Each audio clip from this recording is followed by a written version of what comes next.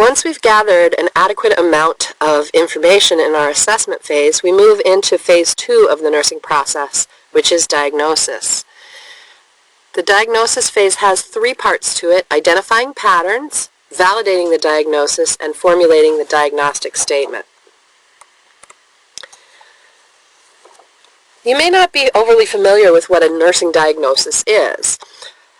So let's talk in general about that for a few minutes here. A nursing diagnosis is a clinical judgment about individual, family, or community responses to actual or potential health or life processes. A nursing diagnosis provides the basis for selection of nursing interventions as we move through the nursing process to achieve outcomes for which the nurse is accountable. So when you look at this definition, you see that it has to do with human responses, whether that be an individual, family, or community, but it's about human responses to actual problems or potential problems that are related to health and life processes, and that they are within the realm of nursing. They provide a foundation for us to act as nurses. This definition was put forward by what's called NANDA, that's the North American Nursing Diagnosis Association, which is really a group of people who are responsible for maintaining the taxonomy of approved nursing diagnoses. There are currently, in 2016, about 240 nursing diagnoses, and this is a process that's continuously developing and being refined. There is a specified format for nursing diagnoses, and this slide just indicates that's kind of a building block thing that has 3 major components: the P, the E, and the S. The P stands for problem. This is the diagnostic label, the actual human response, and this we find on a list of NANDA-approved nursing diagnoses. So we're looking for a problem that fits with our assessment data the best, and that gives us our P, or the problem. The next building block is the E, or etiology. This would be what some might refer to as the cause, or conditions that contribute to the problem. These are referred to as related factors when there is an actual problem, or risk factors when there's a potential problem. Etiologies can be physiological, psychological, environmental, spiritual. The third building block is S, and S stands for signs and symptoms, which we talked about in our last PowerPoint. Signs and symptoms are also referred to as defining characteristics or clinical manifestations. These are the actual data pieces from our assessment phase. So when we are formulating a nursing diagnosis, we are looking for a P, an E, and an S, and then we link them together in a specific format with these linking words. We write out our nursing diagnosis as the P, related to, which you will often see just abbreviated as R/T, and then the E, or etiology, and then the linking words as evidenced by, or you may see the linking words as manifested by. Again, you might see those abbreviated AEB or AMB. And then the last piece is our S, or the signs and symptoms listed. This is a table from your book that shows us what the format looks like for nursing diagnoses. So let's look first at the left-hand column. This is an actual nursing diagnosis when there is a problem that has been identified. So you can see the first box is the diagnostic label, or problem, the linking words related to, and then the etiology, or related factors, and then linking words as evidenced by, or as manifested by, and there's where we list our defining characteristics, or signs and symptoms.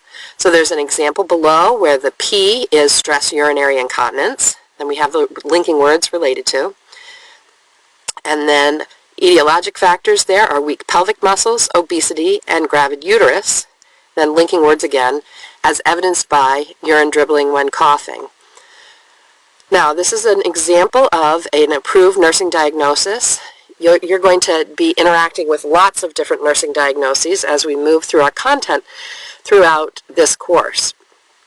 One thing that I would mention here is oftentimes we are looking for a related fact, maybe one or two etiological factors. So this particular example has 3, and I think that that makes it a little cumbersome and a little hard to use. And also, there's only one defining characteristic for this diagnosis, and most of the time we would have more than one listed. There would be more than one sign and or symptom listed there. So let's move over in this table and look at the middle column here, the risk nursing diagnosis. This one's a little different. This is when we have a potential problem. There's not an actual problem yet, but there is a risk for a problem to develop. And in this case, we do not have one portion of our nursing diagnosis.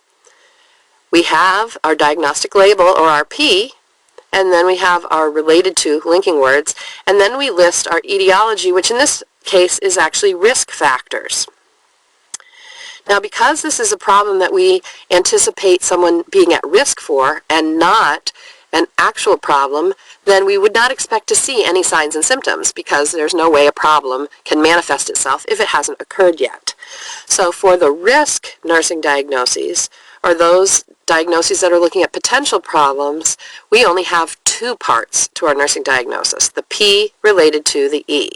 In the example below, risk for caregiver role strain is the diagnostic label that comes from the NANDA list, and then the linking words related to, and then we have a list of those risk factors that put this individual at risk for caregiver role strain. Discharge of a family member with significant health care needs, economic instability, lack of respite care availability. So those are 3 different things that together, clustered together, we've identified that this individual is at risk for caregiver role strain. The final column over on the right is one that we don't use very often. This is for a wellness diagnosis. It's a 1-part statement where all we have is a diagnostic label. And the example that's given there is potential for enhanced parenting. Again, this is when we usually see somebody in a situation where we feel like they are ready to have some part of their health behaviors enhanced. Again, we won't be using those as much. I don't think we tend to use those as much. We tend to use a lot of actual nursing diagnoses and risk nursing diagnoses. So let's look at the components when we're building our nursing diagnostic statement. The process really began back in assessment when we were organizing our data. And we continue that in this diagnosis phase. And it's kind of like putting a puzzle together. Each piece of the puzzle is like a cue that we've picked up, an assessment cue. Most of the time, just like when you would be doing a puzzle, if you look at a single piece of the puzzle, it doesn't give us a clear picture of what's going on. But when several pieces are put together, a picture starts coming to light. So the same thing happens as we're gathering assessment data. We are kind of clustering that during the assessment phase and seeing what we think might belong together. And then during this diagnosis phase, we're really starting to identify patterns and taking our subjective data together with our objective data and saying, ooh, I think I have enough data here to come to a conclusion. This really requires good critical thinking skills to be able to cluster our data adequately. We want to make sure we don't jump to conclusions and prematurely close our assessment. We want to make sure that we're continuing to assess and gather more data. And then once we have a cluster of data together, we then interpret that. We give it a name, and that is the diagnostic labels. I would encourage you to look in your book. You have a list of the different nursing diagnostic labels that's included in your chapter. In addition, you have another book that's a nursing diagnosis handbook that you can certainly begin to spend some time in as you begin to identify these different diagnoses. Sometimes they sound right from just the label, but then you get into the definition and seeing what it actually means, and you'll find out that you've picked maybe the wrong diagnostic label. So you want to continue to become more and more familiar with different diagnostic labels. As we move through the content through this course, we will be identifying different nursing diagnoses that you want to become familiar with. And at that point in time, you'll want to pull out your nursing diagnosis handbook and be taking a look at what the definitions are, the different defining characteristics that are associated with that particular diagnostic label. The next step is to validate the diagnosis. Once we've kind of come up with an interpretation of that cluster, we want to validate that. Double check our process. Make sure that what we think we saw is what we saw. We might want to validate that with the client. Is this something that they feel is a significant problem? Do they have any information that they would want to add that would either support or change what we've come up with for a nursing diagnosis? And once we've done that, then we can formulate our diagnostic statement in the correct format. So I've put 2 nursing diagnoses up here, and I would just encourage you to pause at this point in time and take a look at these and see if you can identify where is the P, the E, and the S in each of these.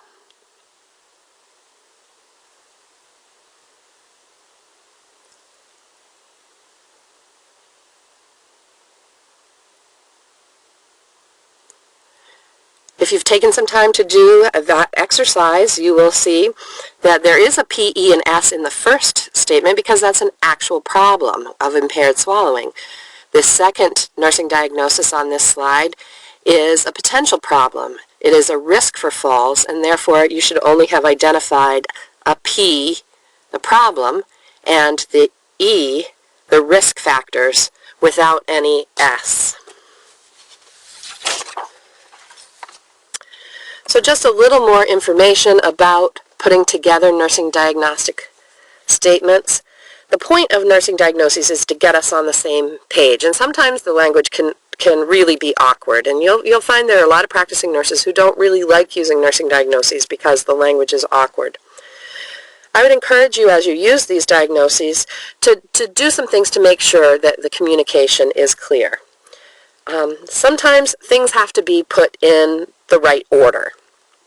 For example, if you pull something off of an alphabetized list, you'll often find that it's alphabetized by the major concept. And so you might see, for example, sensory perception, comma, disturbed. When you use it in a diagnostic statement, you would say disturbed sensory perception. So just to take that and reorder the wording is a fine thing to do. Other times we want to add a descriptor to the label. That just helps for clear communication. So for example, if someone has impaired skin integrity, you might in parentheses after that write left ear and then continue with your related to. And if there's a knowledge deficit, you in parentheses want to write in which way is their knowledge deficient. So it's not very helpful to just know that someone has, for example, impaired skin integrity somewhere on their body. Much more helpful if we define where it is. The same goes for a knowledge deficit. If you've identified a knowledge deficit in your patient, there's something that they just don't know enough about, whether it's a disease process or a medication or a treatment mode or something, you want to put down in the nursing diagnostic statement exactly what it is. So you add that descriptor to the label. We also will use functional level classifications that help, again, to clearly communicate things. We use this a lot on diagnoses like impaired physical mobility or self-care deficits, things like that, when we want to talk a little bit about the specifics of how deficient someone is or how impaired someone is. So for example, some people can have a diagnosis of impaired physical mobility when they require a cane to get around, And other people might have an impaired physical mobility that requires a complete transfer by two people. And so we just use those functional level classifications as a way of helping, again, to clearly communicate the extent of the issue. Some other guidelines that we want to keep in mind as we're writing our nursing diagnostic statements: we want to avoid value judgments. And that's something that you'll just find as you're crafting nursing diagnoses, that you might want to just be thinking, am I somehow expressing some level of judgment in what I'm saying in that statement? So you wouldn't want to say social isolation related to nasty behavior. You might say social isolation related to a fear of rejection, and in that way avoid some value judgment. We want to, as much as possible, avoid using medical diagnoses in our nursing diagnoses. And this is not because we don't know our patient's medical diagnoses, and we should know our patient's medical diagnoses, and we should be very familiar with what those diagnoses are. That's why we have you taking pathophysiology and really learning a lot about disease processes. We need to know that, but remember that our nursing diagnoses are there to help us keep things within the realm of nursing care. And if we include medical diagnoses in our diagnostic statements, it makes it hard to use that diagnosis as a way of driving nursing care. So as much as possible, as you craft nursing diagnoses, avoid using medical diagnoses like heart failure or hepatitis. That's true in the etiology in particular, or where that related to factor happens, because we're often going to look at that etiology as we move through the nursing process. We're going to use that etiology as a basis for thinking about interventions. And if we have an intervention that is a medical diagnosis, then we're stepping outside of our realm of practice in order to try to treat that. So an example here would be ineffective airway clearance that many patients experience. So if we have a patient who is not able to clear their airway well, and we write a diagnosis that says ineffective airway clearance related to COPD, now we've put ourselves in a situation where the treatment is going to be the treatment for COPD, which is a medical diagnosis and requires medical treatment. But if we use a diagnostic statement that says ineffective airway clearance related to copious secretions, now we're in the realm where we can, as nurses, deal with someone's secretions. We also want to make sure that we are concise. It's good to be fully expressive, but sometimes we can be too wordy, and if we are too wordy, then people are not going to read them and use them. And we want to use legally advisable terms, not implying any negligence or blame. So, for example, if we have a patient who has impaired skin integrity, we would avoid writing impaired skin integrity related to infrequent turning and say instead impaired skin integrity related to prolonged immobility. And in that way, we are not finger pointing. We're using a term that does not necessarily imply negligence or blame. In our next PowerPoint, we will move on to the next phase of the nursing process.